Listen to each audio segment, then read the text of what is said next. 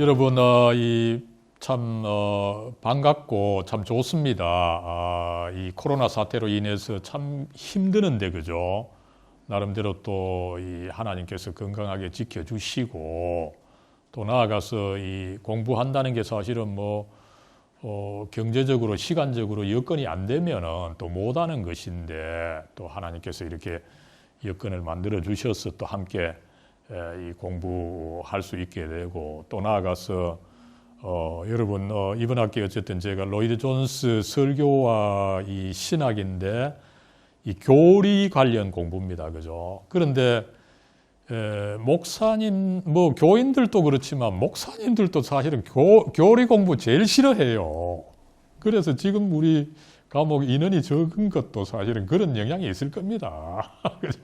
신학하는 분들이 사실은 교리를 싫어하는 그런 상황에서 이 교리 과목을 들어주셔가지고 저로서는 참 너무 더 반갑고요, 그죠? 나아가서 이제 이번 학기 로이드 존스를 다루게 됩니다만, 이 로이드 존스 정말 그 한국 교회에 필요한 분이다. 참 도움이 되는 분이다.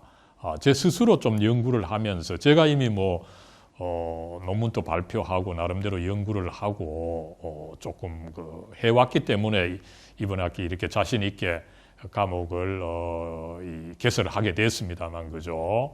그랬을 때에 서양의 그 많은 학자들 바르트, 몰트만, 틸리 여러 그 신학자들이 있지만 이 한국 교회 현실에서 가장 적합하고, 그죠? 또 나아가서 결국 우리가 그 하나님의 말씀을 다루어야 되는데, 그죠? 하나님의 말씀을 누구보다도 그 존숭하면서 그 강해 중심의 그 설교 방법. 그래서 한국의 많은 목사님들, 특별히 미국 중부의 그 많은 존 파이퍼, 존 메가더, 그죠? 짐 켈러, 미국의 기라성 같은 목사님들도 사실은 다 이 로이드 존스 제자라고 해도 과언이 아닙니다. 그죠? 한국의 많은 목사님들 로이드 존스 정말 좋아하지만 한국 목사님보다 훨씬 더 미국에서는 이 로이드 존스를 연구하고 그의 기법을 또 적용하고, 그죠? 그런 상태에 있는데, 어쨌든 이런 그 로이드 존스를 이번 학기 다루게 되어서 참 잘 되었다고 봅니다. 여러분, 그러면은 일단은 오늘 오리엔테이션 시간이다 보니까, 그죠? 이 시간에는 대략 그 과목 오리엔테이션, 요 과목 개요, 그다음에 수업 진행, 평가 방법, 주별 계획 잠깐 이야기하고, 그다음에 이제 특별히 오늘 또 시간이 좀 남는다면은 이 로이드 존스가 이야기하는 설교의 형식, 크게 그죠? 본문을 정했을 때 본문에 대한 서론, 본론, 결론 이런 구조로 나아가는데, 특별히 이 본론에서 로이드 존스는 그 성경 본문으로부터 교리, 그 닥터린을 하나 구성해야 된다. 그리고 그거를 전하는 것이 설교다. 이렇게 이야기를 하고 있어요, 그죠? 그랬을 때 그 성경 본문으로부터 교리를 하나 끄집어내어서 그것을 하나의 그 교리로 구성해야 된다. 그죠? 이게 말은 쉽지만 사실은 이 쉬운 문제가 아니죠. 이게 잘 되면 사실은 누구나 설교를 잘하는데, 그죠? 사실에 있어서는 설교를 찌어름 누월 설교하기 어렵죠. 그죠? 그래서 이 설교하기가 어렵고 또 설교를 해도 이 효과가 없다는 것은 그 교리 구성이 안 된다는 거거든요. 그래서 제가 사실은 전문 설교학자는 아니다 보니까 설교 기법에 대해서 제가 이야기는 못 하겠고, 다만 그러나 그 성경 본문으로부터 교리를 구성하는 거, 이건 사실은 조직 신학적인 문제입니다. 그래서 로이드 존스는 설교자는 누구보다도 조직 신학자가 돼야 된다. 조직 신학을 해야 된다. 이 이야기를 하고 있어요. 그래서 그 교리 구성 방법에 대해서 제가 설명을 좀 하도록 하겠습니다. 먼저 여러분 뭐 과목 개요 그죠? 이번 학기 이 설교문을 볼 겁니다. 로이드 존스가 사실은 조직 신학도 썼어요, 이 양반이. 그 교리 강자로 돼 있는 거죠. 교리 강자라고 하는 조직 신학, 두꺼운 세 권으로 번역된 조직 신학도 썼지만 그것을 보지 않고 오히려 설교책 4권을 볼 겁니다. 이따 그 교재 소개하겠습니다만, 그죠? 그래서 정독하면서 한편으로는 설교, 강해 설교, 그죠?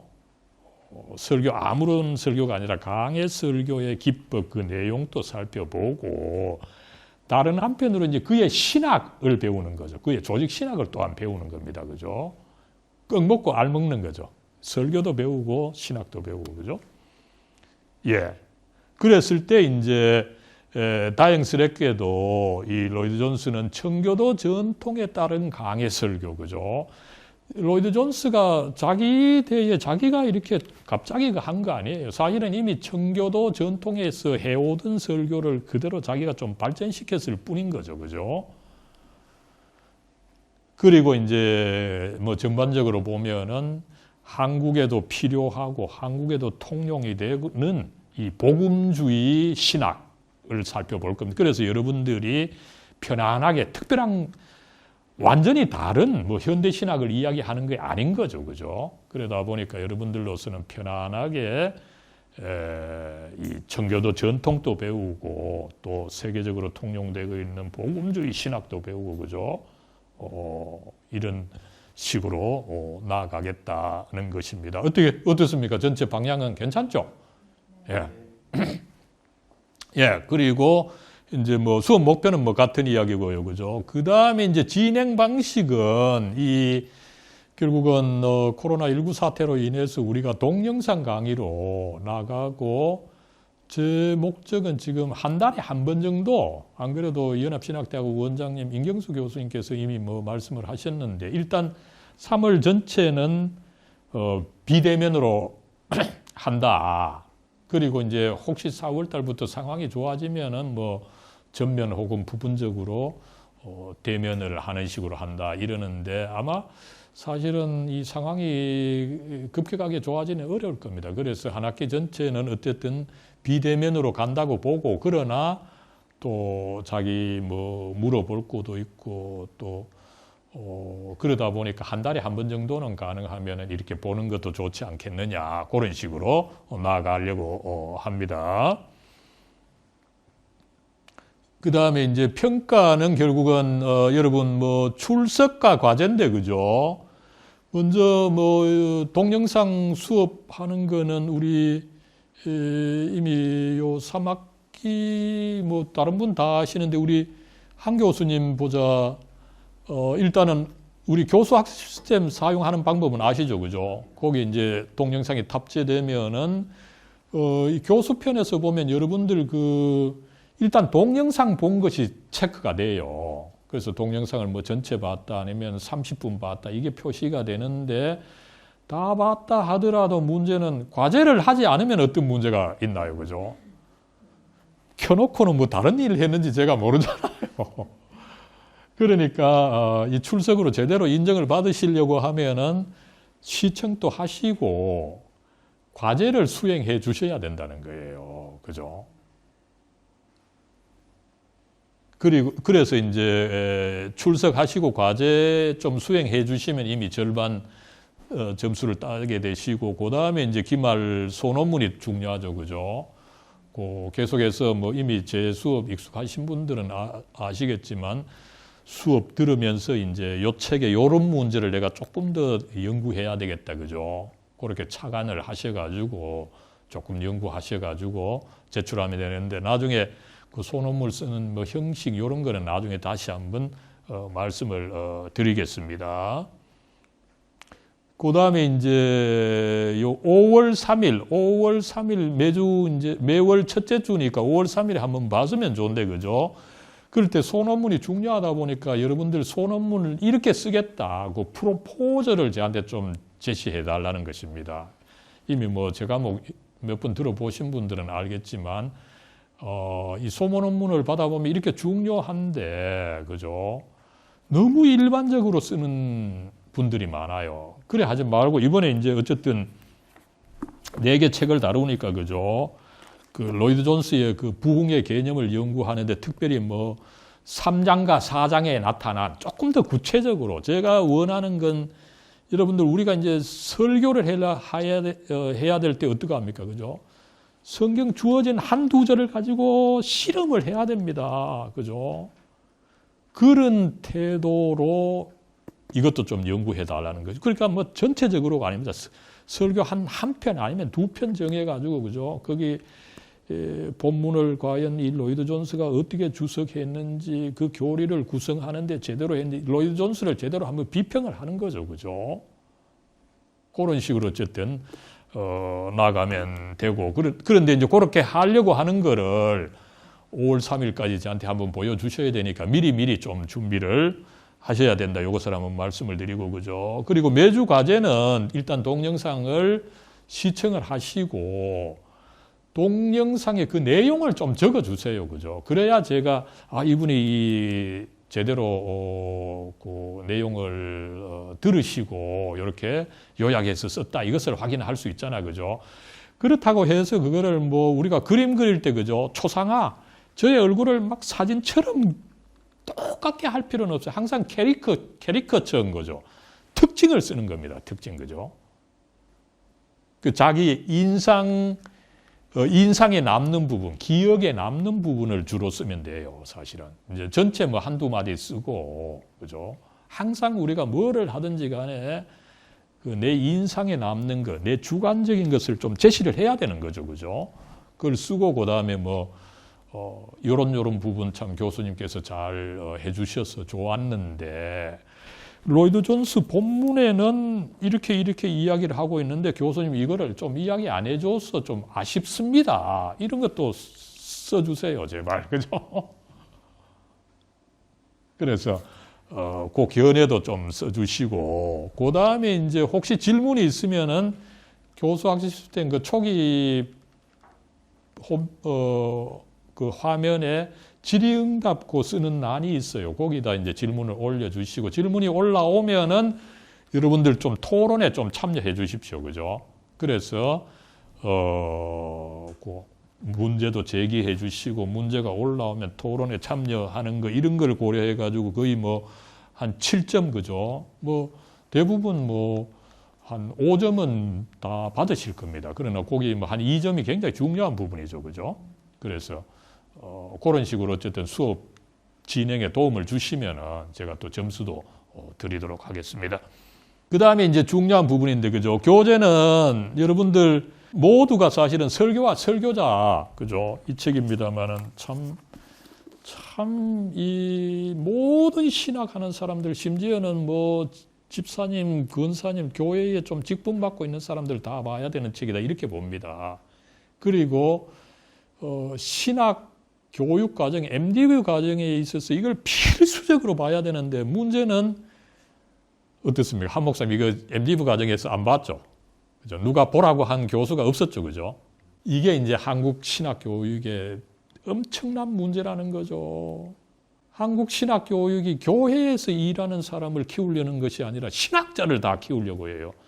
영신이나 뭐 부산장신이나 이런 지방 신학에서도 심지어는 신학 교수를 키우는 식으로 바르트 신학 가르치고 모르트만 신학 가르치고 그건 신학 교수가 되려는 극소수의 사람이 필요한 거예요. 대부분은 전부 다 이걸 배워야죠. 교회의 현실, 그죠? 교회에서 제일 중요한 설교가 뭐냐 이거를 먼저 배워야 되는데 이런 안타까운 사실이 있습니다만 어쨌든 이 책 정말 그 설교에 가장 그 도움이 되는 책이다 이렇게 봐도 과언이 아니라서 추천을 하고 그죠? 그 다음에 이제 그 네 책 주로 다루게 되는 그죠? 이 영적 침체 그죠? 그 다음에 이제 이 사도행전 강해 설교에 사도행전 강해 설교 이런 게 6건이 있어요. 6건 제1권 사도행전 2장 강해 설교를 다루는 진정한 기독교. 그 다음에 이제 로마서 강해가 이게 14건이 있습니다. 이 양반이 뭐 로마서 강해를 거의 11년 했는가 그래요. 어떤 거는 한 절 가지고 4번, 뭐 5번씩 설교를 해요. 어마어마합니다. 근데 어쨌든 그 중에 제6권, 그죠? 이 성도의 견인 교리를 다루고 있는 것입니다. 그래서 요거 하시고, 그 다음에 이제 마지막으로, 이 부흥이죠. 한국 교회에 있어서 가장 필요한 부분입니다. 그리고 이거에 대해서 바르트도 이야기 안 하고, 몰트만도, 독일에 있는 신학자들은 부흥을 거의 이야기를 하지 않아요. 불행하게도, 그죠?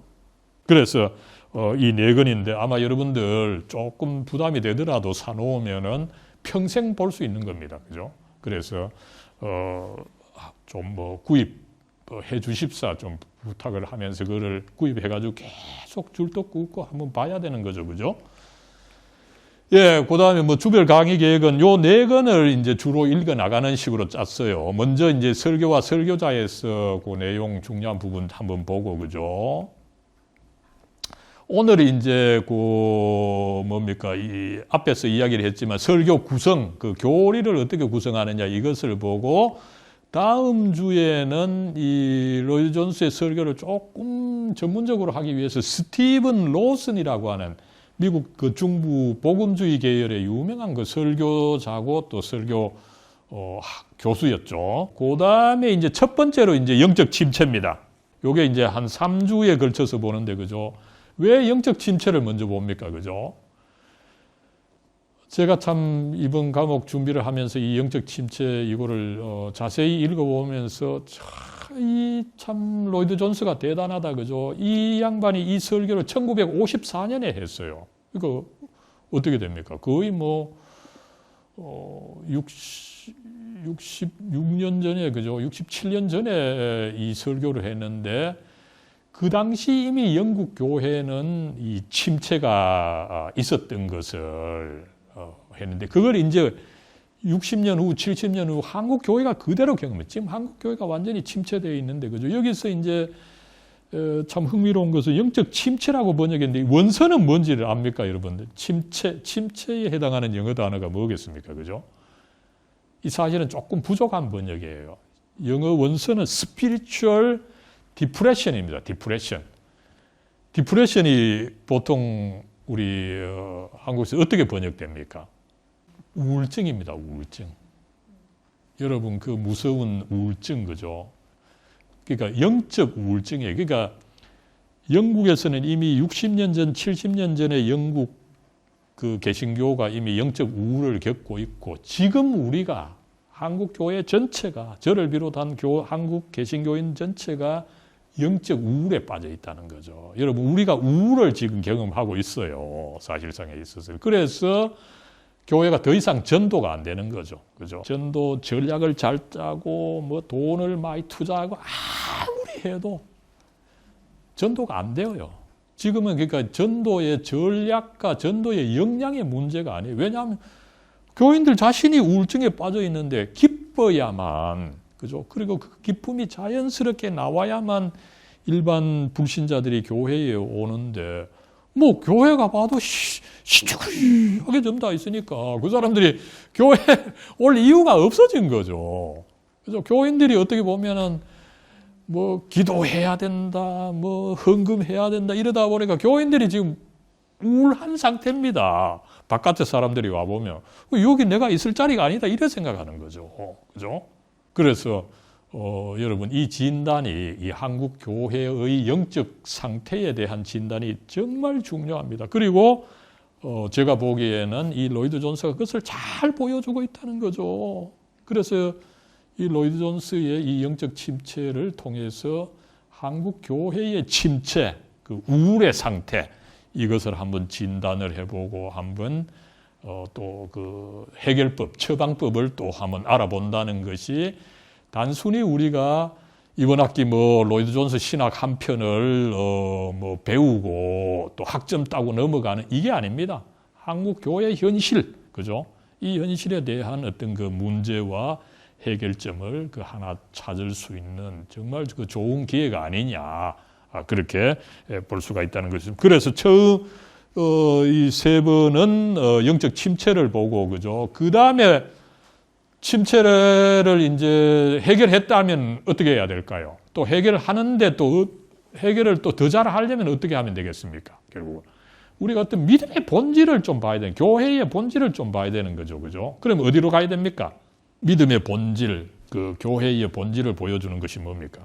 사도행전, 특별히 사도행전 2, 3장 아닙니까? 그죠? 그래서 그 다음에 이제 진정한 기독교, 이 사도행전 2장 강해, 이것을 통해서 교회의 본질, 믿음의 본질을 한번 살펴보고, 그죠? 요거를 이제 3번에 걸쳐서 보고, 자, 그래서 이제 초대교회, 거기 믿음을 이제 보고서 우리가 믿음을 조금 회복했다면은 어떻게 해야 될까요?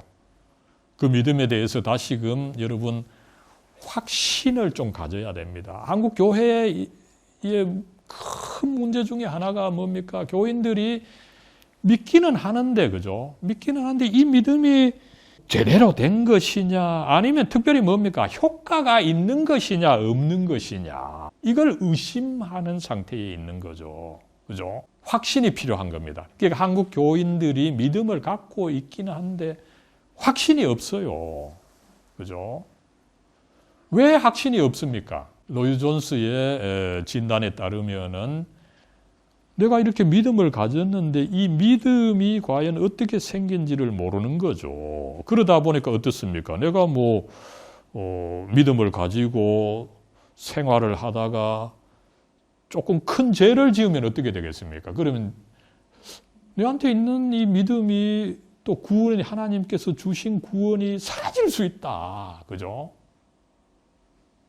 그런 생각을 하면은 믿음이 강해질래야 질서가 없는 거죠. 그럼 뭐가 필요합니까? 그렇게 한 번 주어진 구원은 철회될 수 있다, 없다? 철회될 수 없다. 그죠? 이걸 가르치는 교리가 뭡니까? 성도의 견인 교리입니다. 그래서 로이드 존스 목사님도 그것을 누구보다 강조하고 있고 그것을 특별히 로마서 8장 강해를 통해서 잘 밝혀주고 있는 거죠. 그래서 이 로마서 8장 그죠? 중요하다 보니까 이 로마서 8장에 대해서 4번에 걸쳐서 한번 보고 그죠? 그 양이 좀 많습니다. 그죠? 로마서 가령 5월 3일에는 1장에서 7장 7개 설교를 읽어야 되는데 그죠? 여러분들 이 로이드 존스가 사실은 그때 1950년대, 60년대 설교를 했기 때문에 그죠? 거의 57분, 8분, 거의 1시간 내용이에요. 양이 굉장히 많아요. 그런데다가 또 영국식으로 이제 이게 또 일반 책은 아니다 보니까 일반 책은 이제 챕터가 붙고 그죠? 장이 붙고 장 밑에 절이 있으면 절의 제목이 있고 독자들이 이해할 수 있게끔 장절을 붙여가지고 그죠? 잘 이렇게 안내를 하고 있는데 설교는 이제 그게 없는 거죠. 그러다 보니까 양은 많죠. 그죠? 그러다 보니까 여러분들이 조금 지루할 수가 있어요. 그러나, 군데 또 그 흥미로운 부분이 있다 보니까 여러분들 읽어보면 굉장히 어쨌든 잘 나갈 수가 있는데 좀 힘들더라도, 그죠? 매주 한 6편, 7편 이렇게 설교를 읽어주면은 좋지 않겠나 싶어요. 그랬을 때 지금 로마서 강해만 하더라도 36장, 그죠? 36개 설교를 있는데, 그죠? 지금 우리가 4개 읽으니까 조금 넉넉 잡아서 30개 있다 그래서 3, 42, 거의 최소 100편의 설교를 읽게 돼요. 그리고 마지막으로 그렇게 이제 믿음의 확신을 가졌다면은 또 그게 부족한 거죠. 이걸 부흥을 시켜야 돼요. 그죠? 그 활력을 얻으라는 거죠. 믿음의 활력, 그죠? 그걸 얻기 위해서 부흥이 필요하고 그래서 마지막 이 부흥을 살펴보는 식으로 나름대로 제가 그 신앙의 발전 단계에 따라서 요 4가지 책을 구성을 해봤습니다. 그죠? 그래서 제가 바라기는 이게 단순히 수업만이 아니라 일종의 부흥회입니다. 결국 우리가 나아가서 마지막에 부흥을 보다 보니까, 그죠? 그래서 여러분들 어쨌든 찬송도 좀 하고, 기도도 좀 열심히 하고, 그 다음에 또 이 부흥, 나름대로 이제 우리가 일반 부흥의 석상은 아니지만, 지적으로라도 부흥되는 그런 사건이 좀 일어났으면 좋겠습니다. 예, 그 다음에 이제 우리가 오리엔테이션 하고 마쳐도 되지만 시간이 조금 있다 보니까 이 로이드 존스의 그 설교론에 대해서 잠깐 그 말씀을 드리도록 하겠습니다. 특별히 이제 이 설교와 설교자 4장에 있는 내용입니다. 설교의 형식이 과연 어떤 것이냐. 특별히 그 중에 이제 본론에 해당하는 교리 부분입니다. 이 교리 부분이 무엇이고 나아가서 이제 그렇다면 그 교리를 어떻게 구성해야 되느냐. 그 문제를 주요하게 한번 살펴보고자 합니다. 그래서 이제 그걸 살펴보기 위해서 이 설교와 설교자에서는 그걸 이야기를 안 해요. 마침 그의 그 조직 신학서죠. 로이드 존스 교리 강좌 시리즈 제1권 4장에서 그 교리를 어떻게 구성하느냐 이것을 다루고 있기 때문에 제가 이 부분을 주요하게, 나머지는 이 설교학 제 전공이 아닙니다. 정확하게. 그죠? 그러다 보니까 나머지는 좀 약하게 이야기를 하고 교리 구성에 대해서 주요하게 말씀을 드리겠습니다. 예. 먼저 이제 이 설교의 형식 이야기할 때, 그죠? 로이드 존스는 누구보다도 이 강해 설교는 강해 설교가 돼야 된다, 그죠? 그랬을 때 그럼 강해 설교라고 하는 것이 뭐냐, 그죠? 그 expository preaching이죠. expository 하면은 expose, 그죠? 숨어 있는 것을 드러낸다는 것입니다. 이 성경에 있는 숨어 있는 내용을 드러내는데 문제는 여러분 어떻습니까? 성경에서 나온다고 해서 무조건 이끌어내면 된다 이렇게 생각해서는 안 되죠. 왜 그렇습니까? 성경도 하나의 이제 그 금강석 비슷한 거거든요, 그죠? 통째로 금이 있는 경우가 없고 어떻습니까? 돌 안에 쌓여 있는 거죠. 그래서 거기 돌을 감싸고 있는 돌을 깎아내고, 그죠? 또 금에 붙어 있는 부스러기를 뜯어내고 그 알짜배기 금을 끄집어내야 되는 것입니다. 그런데 성경에서 나왔다고 해서 돌을 꺼내가지고 여러분 이거 먹으십시오 이러면은 성도들이 먹겠습니까? 그죠? 그래서 설교자의 임무는 성경에서 그 가르침을 이끌어내되 성도들에게 유용한 것을 또 쉽게 먹기 좋게 이해하기 쉽게 전달하는 것이 바로 강해라는 것입니다. 강해라고 하는 것이 그러니까 무조건 단어 그죠? 단어 조목조목 설명하는 것이 아니라는 거죠. 그 전체죠. 그 전체를 끄집어내 가지고 그거를 요리를 해야 돼요. 요리를 해서 성도들이 먹을 수 있게끔 제시를 해야 되는 거죠. 그죠? 제시할 때도 어떻습니까? 스테이크 좋다고 해서 스테이크만 던지면 됩니까? 안 되는 거죠. 스테이크를 잘 제시하기 위해서는 어떻게 해야 됩니까? 옆에 샐러드도 붙여야 되고, 그죠? 또 다른 반찬도 내놔야 되고, 그러면은 식탁도 또 예쁘게 만들고, 그죠? 거기 또 촛불을 하나 꽂고, 그죠? 이런 식으로 해서 풍성하게, 말씀을 풍성하게 제시하는 게 이게 바로 강해입니다. 그렇게 하려고 하면 단순히 그 하나하나 풀이하는 거, 이거는 부족하다는 거죠. 그죠? 그랬을 때 이제 그걸 전체적으로 제시하는 게 그것이 이제 교리다. 어쨌든 강해 설교라고 할 때 무조건 그 단어 설명하는 것만이 아니다. 전체를 잘 구성하는 것이다. 그래서 성도들이 효과적으로 이해할 수 있도록 해야 되는 것이다. 거기에는 상당히 조직신학적인 기술이 필요한 거죠. 그걸 전체 어떤 교리 체계로 만들어야 되다 보니까, 그죠? 그래서 조직신학이 절대적으로 필요하다. 이렇게 이야기를 하는 겁니다. 그랬을 때 이제 설교라고 하는 것은 결국은 이 대언적이 돼야 된다. 그죠? 프로페틱. 예언이 돼야 된다는 거죠. 그래서 여러분, 그 청교도 전통에서는 설교가 곧 예언입니다. 그래서 유명한 청교도의 아버지라고 일컬어지는 그 윌리엄 퍼킨스가 있는데, 그죠? 17세기 초의 사람이죠. 그랬을 때 이 퍼킨스가 설교의 기술이라고 하는 책을 썼고, 이게 번역이 되어 있어요. 근데 원문을 보면은 설교의 기술이니까 The Art of Preaching으로 되어야 되는데 아닙니다. 원어로 보면 The Art of Prophesying, 예언의 기술. 그때는 청교도들은 설교를 예언하는 것으로 하나님의 말씀을 신탁으로 받아서 그것을 전하는 것, 이게 설교다. 그런 그 인식이 있었다라고 하는 것을 우리가 알 수가 있는 거죠. 그랬을 때 여러분 로이드 존스는 그런 그 강해 설교의 원형, 그 하나님의 말씀을 받아서 전하는 것, 이것이 이제 사도행전 7장과 13장 그죠. 이제 13장에 보면은 사도 바울이 이제 여러분 그 하나님께서 이 인류에 대해서 진노를 하셨다가 이제 드디어 예수 그리스도를 주셨습니다. 그래서 여러분들 예수 그리스도 회개하고 예수 그리스도를 믿으십시오. 그죠? 강력하게 이렇게 촉구하는 설교인데 안타깝게도 그 예언으로서의 이 설교의 원형이 오늘날 한국교회에서 거의 사라진 이런 측면이 있습니다만은 그 원형은 그 예언이고 그것이 곧 사실은 강해 설교다. 그죠? 이것을 한번 살펴볼 수가 있고 그 다음에 이제 강해 설교의 형식, 그죠? 먼저 이제 서론에서는 본문의 주석적, 본문이 주어지면 그 본문의 전후 관계를 좀 이야기하라는 거죠. 제발, 이 한국의 많은 목사님들, 그죠? 특별히 통합 측, 기장 측 목사님은 뭡니까? 설교 시작할 때 뭐를 이야기 먼저 합니까? 보통 목사님들 설교할 때 뭐를 이야기합니까? 본문을 바로 이야기하지 않고 예화를 이야기를 해요. 이게 한국 교회를 저는 망치는 설교법이다 이렇게 이야기를 하고 있는데 이게 불행하게도 그 소망교회 곽선희 목사님으로부터 시작했다 이렇게 봐도 과언이 아닙니다. 그죠?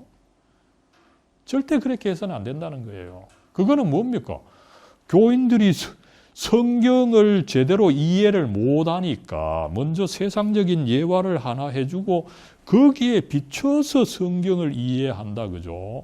이건 성경도 모르고 일반 사람들의 지적 능력도 성경은 여러분 누구나 이해할 수 있는 말씀이다 이렇게 봐야 돼요 우리가. 그죠?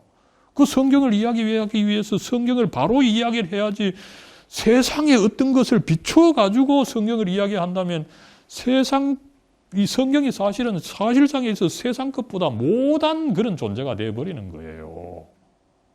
그건 잘해봐야 성공해도 실패라는 거죠. 그죠? 그래서 설교할 때 물론 이제 그 청중에 따라 다르겠습니다만 절대적으로 바로 성경을 다루라는 거죠. 이 부분은 사도행전 2장인데 1장의 이런 내용과 2장의 이런 내용 사이에 있어가지고 이런 상황에서 그 베드로가 이런 설교를 했습니다. 그죠? 이렇게 이야기하면 이야기할 것이 너무 많은데 그래서 절대로 그 본문을 푸는데 본문에 좀 집중하라. 그죠? 제가 막 한국교회 목사님들에게 만나는 목사님들에게 이걸 이야기를 합니다. 일단 목사님은 그죠? 설교를 좀 못하더라도 저 황 목사님은 설교는 좀 못하지만 그래도 성경 박사다. 그죠? 저분은 어쨌든 성경에 죽고 사는 양반이다. 이 소리를 들어야 돼요. 설교 잘한다는 소리보다 저분은 성경에 죽고 사는 사람이다. 그죠? 그런데 오늘날 이 소리 들을 수 있는 분이 있겠습니까? 그래서 이제 일단은 서론을 그렇게 하고 그다음에 본론은 그죠? 본문으로부터 특별한 가르침, 본론이 그 이야기하는 그 주제가 있어요. 그 주제를 일단 끌어내 가지고 그죠? 그 주제를 이제 좀 발전시키고 그다음에 그 주제에 반대되는 측면 이런 거를 좀 구성을 하라는 거죠.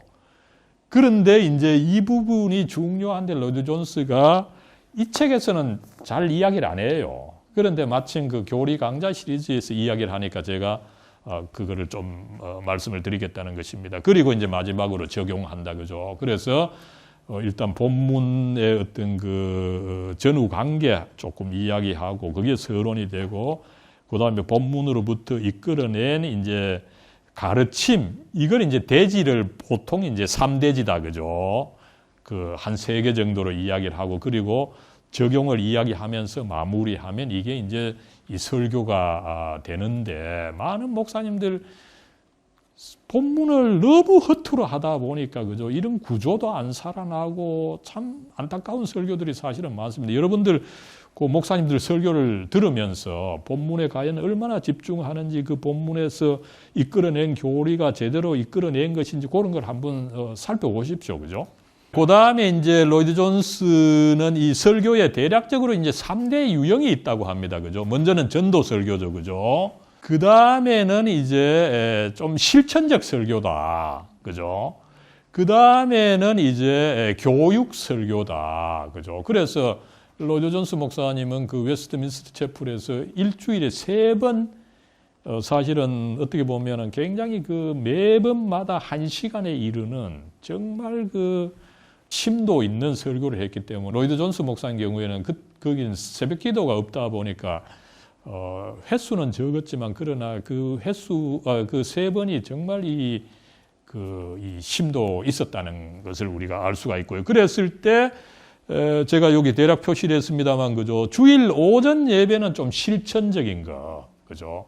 성도들이 어떤 사회 문제, 개인 문제 이런 것을 좀 살펴보면서 좀 어떻게 실천하겠느냐 이런 거를 보고 그 다음에 주일 저녁에는 에베소서 강해 그죠. 조금 더 교리적으로 조금 더 깊이 있는 설교를 이제 주일 저녁에 했고 그 다음에 이제 금요일 날 저녁에는 좀 전도 설교 불신자들도 초청하고 그죠.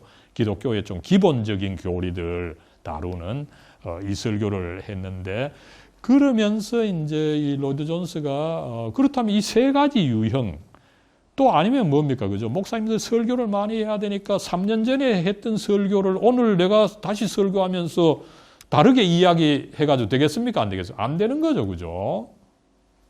그러니까 어떻게 하면은 목사님들이 많은 설교를 하는데 그 일관성을 유지할 수 있느냐? 이거는 굉장히 이제 큰 사실은 문제죠. 그죠? 그랬을 때 그 일관성을 유지하기 위해서 조직 신학이 필요하다. 이런 이야기를 하고 있어요. 그래서 설교는 언제나 신학적이어야 하며 항상 어떤 하나의 신학적 토대, 조직 신학적 토대에 서 있어야 돼요. 여러분들, 설교자는 모두 조직 신학의 도사가 돼야 된다는 거죠. 그죠? 근데 한국 교회 목사님들은 그렇지 않습니다. 이 신학교에서 엉뚱한 조직 신학을 배우다 보니까 한국 교회의 목사님들은 대부분 조직 신학이 약해요. 사실에 있어서는. 또 목사님들 조직 신학 안 좋아하고요. 그죠? 그래서 이제 조금 더 이제 이 로이드 존스 목사님이 조금 더 이제 강하게 이야기하는 걸 제가 인용을 했습니다. 그죠? 이 설교자는 결국은 하나의 그 일체를 이루고 있는 성경의 전체 메시지, 성경 전체 메시지, 이게 결국은 조직 신학으로 나타나는 거잖아요. 그죠? 이게 있어야 우리가 이 손목 잘 수리하려고 하면은, 잘 고치려고 하면은 몸 전체를 알아야 돼. 그 생리학과 전체 해부학, 그죠? 그래야 이거를 잘 할 수 있는 거죠. 절대로 여러분, 전부 다가 그 로이드 존스처럼 되고 싶다, 그죠? 훌륭한 설교가가 될 수 있다, 그죠? 그 비밀은 뭡니까? 조직 신학을 잘하는 것입니다. 한국 교회 그런 목사님들 설교를 왜 문제가 있습니까? 조직 신학이 안 되기 때문에 그렇다. 이걸 또 이야기를 할 수가 있는 거죠. 그랬을 때 굉장히 강력하게 이야기를 하고 있어요. 그죠? 거기 보죠. 그 두 번째 문단의 두 번째 줄에 제가 보기에 설교자에게 있어서 가장 중요한 것은 그가 어떤 하나의 조직 신학을 가지고 있어야 돼. 여러분들 조직 신학을 가지고 있어야 된다는 거죠. 그죠? 그랬을 때 이제 많은 목사님, 전 조직 신학이 없어요. 제대로 배우지도 못했어요. 그죠? 쉽게 가질 수 있는 게 뭡니까? 여러분, 그 장로교 헌법에 있는 웨스트민스터 신앙 고백입니다. 그죠? 우리 합동측에서 신도개요서. 그걸 하면은 처음 성경, 신론, 그리스도론, 교회론, 구원론, 종말론 쫙 연결돼. 이거를 쫙 깨고 있어야 된다는 거죠. 그죠? 그래서 어떻습니까? 그것을 가지고 반드시 알아서 확실하게 그 조직신학의 토대 위에 서 있어야 된다는 것입니다.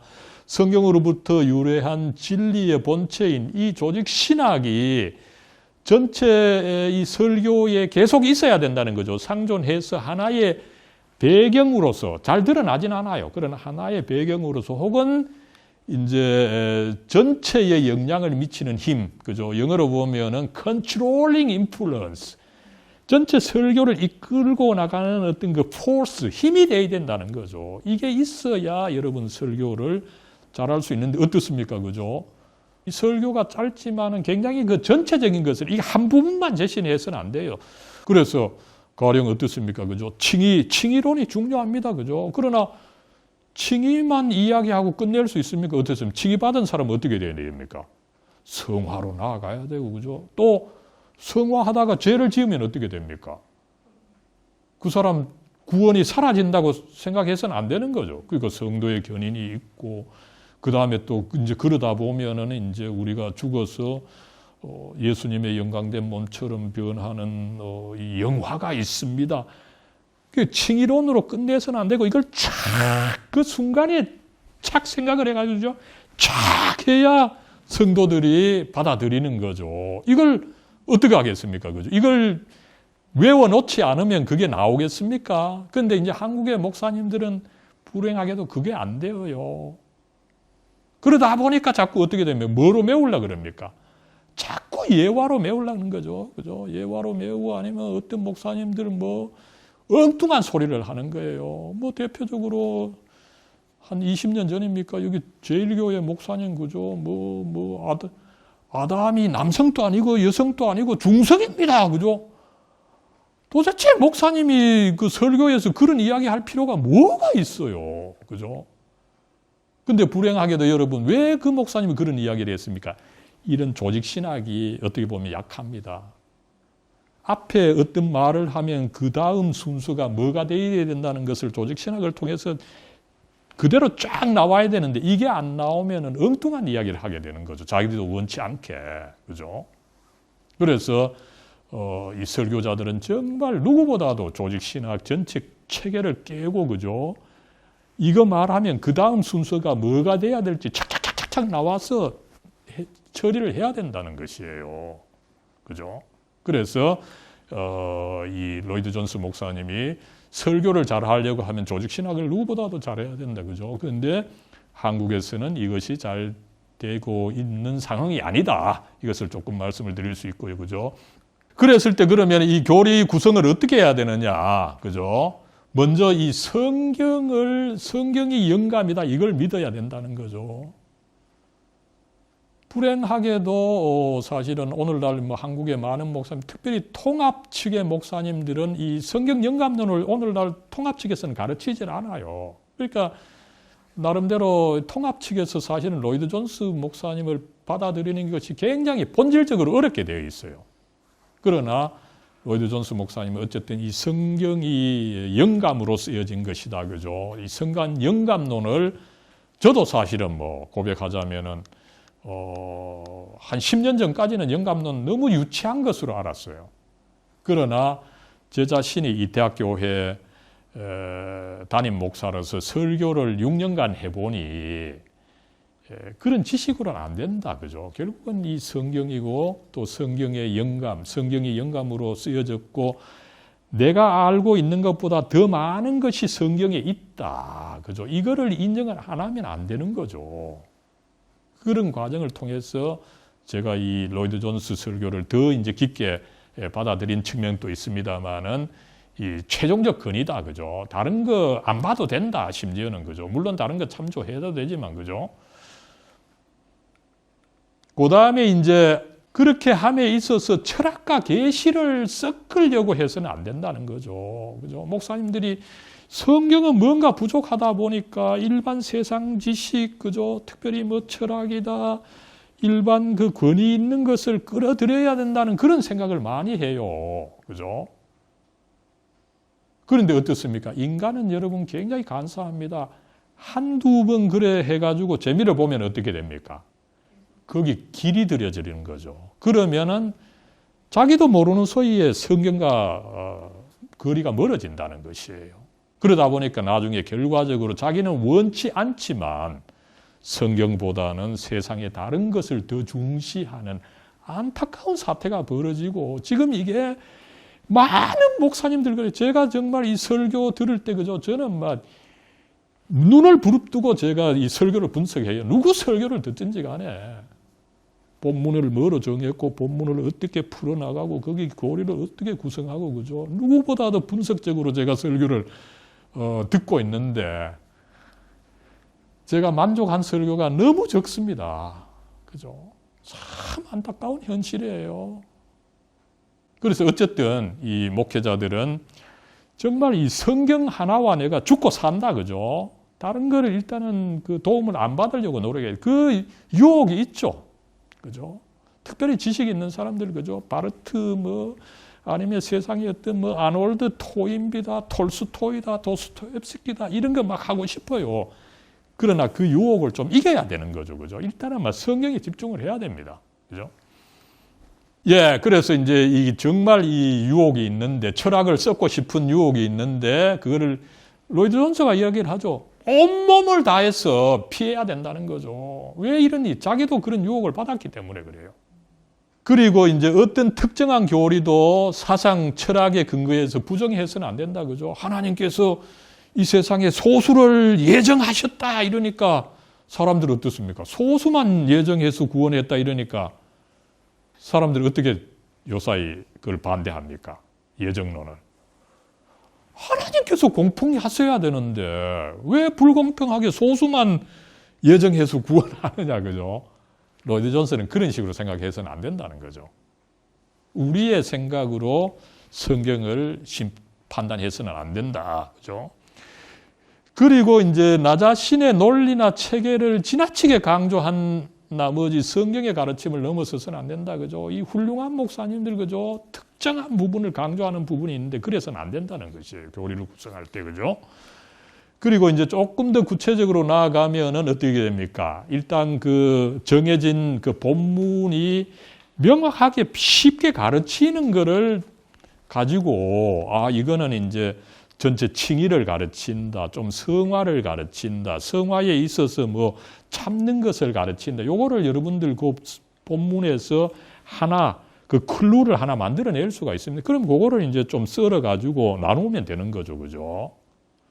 그 다음에 이제, 성경에 근거해야 된다. 그죠? 성경과 다른 어떤 거를 섞어서는 안 된다. 계속 이 반복적인 이야기가 나오고 있어요. 그 다음에 이제, 그렇게 교리를 만들 때는 그 성경에 평이하고 명백하게 나타나 있는 것이어야 한다. 그죠? 또 비슷한 말이죠. 그래서, 이 성경이, 번역된 성경이 분명하게 가르쳐 주는 바가 뭔가 있다는 거죠. 그거에 집중해야지 원어를 따져가지고 헬라어, 히브리어 크게 신경 쓰지 말라는 거예요. 그래서 여러분들 아마 놀랄 겁니다. 이 로이드 존스와 같은 세계적인 이 설교가인데 안에 읽어보면은 이 사람은 이제 영국 사람이 영국에 있어서 그 좋은 외국어는 뭡니까? 라틴어입니다, 먼저. 영국에서는 라틴어를 써야 굉장히 그 좀 학식이 있는 것처럼 보이는 거거든요. 또 나아가서 이제 성경의 원어로서 히브리어, 헬라어를 쓰면은 고전어를 쓴다 이래가지고 좀 학식이 있어 보여요. 근데 여러분, 로이드 존스는 그걸 합니까? 안 합니까? 거의 안 합니다. 우리 한국의 목사님들, 그죠? 저도 그렇습니다. 영어를 찍찍 써대는데 그런 식으로 로이드 존스는 절대로 외국어를 찍찍 써대는 것이 거의 없어요. 예, 그 다음에 이제 연역법, 추론법, 디덕션, 인덕션이죠. 그죠? 이건 논리에 있어서 이야기를 합니다만, 먼저, 일단 그 본문이 그저 가르치고 있는 거, 그죠? 어떤 본문이라 보면 그 가르치고 있는 걸 여러분들이 느낄 수 있을 겁니다. 그거를 바로 끄집어내는 거, 이게 이제 연역법, 추론법이고, 그죠? 그 다음에 이제 그 한 구절로만 좀 부족하다 보니까 여러 구절을 함께 해서 어떤 교리를 이끌어내는, 이 대표적으로 삼위일체론이에요. 삼위일체라고 하는 말이 성경에는 없잖아요. 근데 그 교리를 어떻게 해내? 여러 이제 구절로부터 유출을 해내는 거죠. 그죠? 그래서 이건 이제 기납법이다. 그죠? 이런 식으로 이제 교리를 좀 구성을 할 수가 있고, 그죠? 그 다음에 이제 교리 구성에 있어서 피해야 하는 점들, 그죠? 단 한 구절을 가지고 너무 강조하지 말라는 거죠. 앞에서도 이미 이야기가 나왔고, 그죠? 그 다음에는 어떤 내용과도 모순되는 또 가르침, 교리를 또 만들어내서는 안 된다, 그죠? 이런 건 자연스럽게 어쨌든 할 수 있는 이야기고. 그래서 이런 어떤 원칙에 따라서 과연 로이드 존스 자신이 그런 교리를 그렇게 구성했느냐. 그 여러분들 우리가 그의 설교를 읽어가면서 한번 파악을 해보고, 그죠? 이런 식으로 어쨌든, 이 교리를 구성하는 문제는 사실은 앞으로 이제 읽어가면서 그 로이드 존스가 매 설교마다 본문을 정해서 그렇게 하다 보니까 그러면 이 본문에 대해서 로이드 존스가 과연 교리를 어떻게 구성했느냐 그것을 뭐 여러분들도 분석하고 저도 분석하면서 살펴보도록 할 겁니다. 예, 이렇게 해서 뭐 거의 1시간 강의를 했습니다만 기도까지 하고 마치죠. 사랑과 은혜로 충만하신 하나님, 저희들 무엇보다도 이번 학기 로이드 존스 설교와 신학을 배우면서 이렇게 함께 모여서 먼저 하나님께 참 감사를 드립니다. 저희들 코로나로부터 지켜주시고 무엇보다도 또 건강, 몸의 건강, 정신의 건강 허락해 주셔서 배우게 해 주시되 나아가서 정말 한국교회와 내 자신에게 유용한 이 로이드 존스 설교와 신학을 배우게 해 주시니 참으로 감사를 드리옵나이다.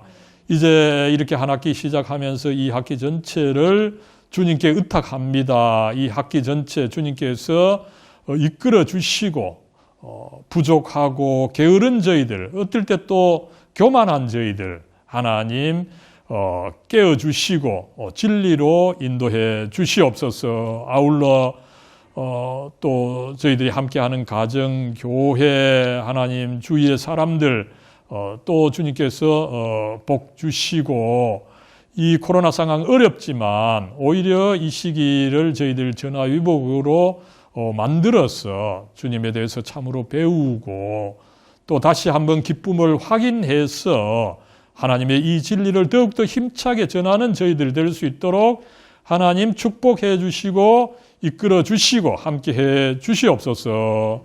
우리 주 예수 그리스도의 이름으로 간절히 기도드리옵나이다. 아멘, 아멘. 예, 감사합니다.